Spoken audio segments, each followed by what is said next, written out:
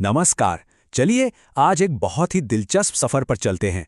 ये कहानी है एक साधारण से रेशे की और वो कैसे उन कपड़ों में बदल जाता है जिन्हें हम हर दिन पहनते हैं।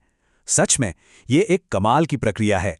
तो सवाल ये उठता है कि कभी सोचा है कि एक मामूली सा दिखने वाला रेशा किसी की सबसे पसंदीदा आरामदायक टी-शर्ट में आखिर बदल कैसे जाता है?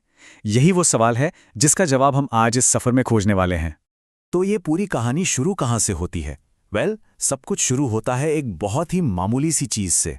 हर कपड़ा, चाहे वो कोई भी हो, अपनी जिंदगी की शुरुआत एक छोटे अकेले से रेशे के रूप में करता है।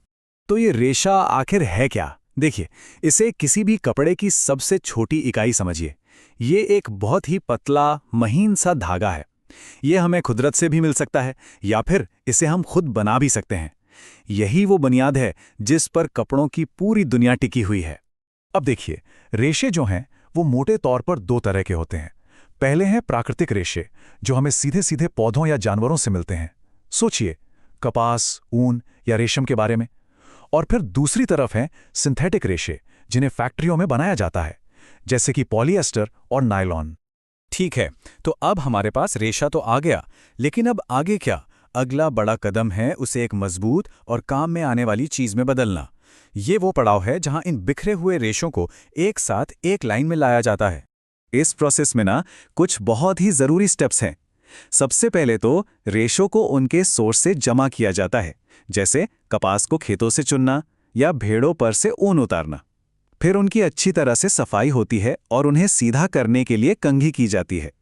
और फिर आता है सबसे जरूरी स्टेप, कताई। ये जो कताई है ना, ये असल में गेम चेंजर है। इसमें होता क्या है, बस रेशों को एक साथ ऐंठा जाता है, उन्हें ट्विस्ट किया जाता है। इसी ऐंठन से उनमें वो मजबूती आती है जिसकी हमें जरूरत है, और रेशों का एक ढेर एक लंबे लगातार चलने वाले धागे में बदल जाता है। इसी धागे को हम यान या सूत कहते हैं। तो लीजिए, अब धागा भी तैयार है। लेकिन रुकिए, ये अभी कपड़ा नहीं है। तो अब सवाल ये है कि ये धागा एक पूरे कपड़े के थान में कैसे बदलता है?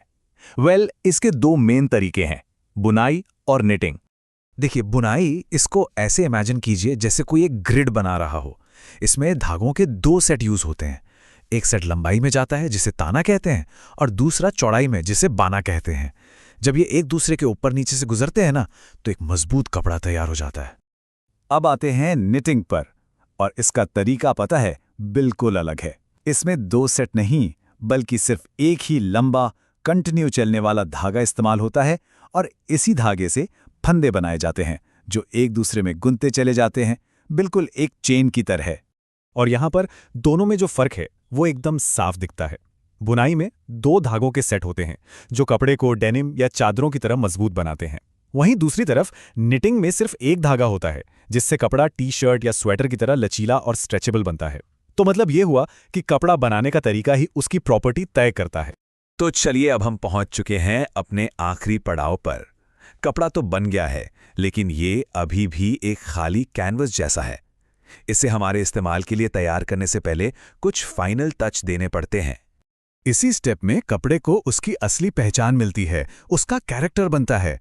उसे किसी भी रंग में रंगा जा सकता है, उस पर खूबसूरत डिजाइन्स प्रिंट किए जा सकते हैं, या उसे एकदम सफेद बनाने के लिए ब्लीच भी किया जा सकता है। और हाँ, कभी कभी उसे रिंकल फ्री या वाटरप्रूफ बनाने के लिए स्पेशल केमिकल ट्रीटमेंट भी दिए जाते हैं। तो आइए एक बार जल्दी से इस पूरे सफर को रिवाइंड करते हैं। सब कुछ शुरू होता है एक छोटे से रेशे से, जिसे काटकर बनाया जाता है धागा। फिर उस धागे को बुनकर या नेटिंग करके बनता है कपड़ा, और आखिर में फिनिशिंग के बाद हमारे हाथ में आता है वो फाइनल प्रोडक्ट जिसे हम पहनते हैं। ये सोचना ही कितना कमाल का है कि कैसे एक छोटा सा रेशा इतने सारे पड़ावों से गुजरकर एक पूरा कपड़ा बन जाता है। पर यह हमें एक बहुत ही मजेदार सवाल पे लाके छोड़ देता है। भाई, आज कपड़ा कैसे बनता है ये तो हम जान गए, लेकिन आने वाले कल के कपड़े कैसे होंगे? क्या वो स्मार्ट फैब्रिक्स होंगे, या क्या वो खुद अपनी मरम्मत कर पाएंगे? ये सोचने वाली बात है ना।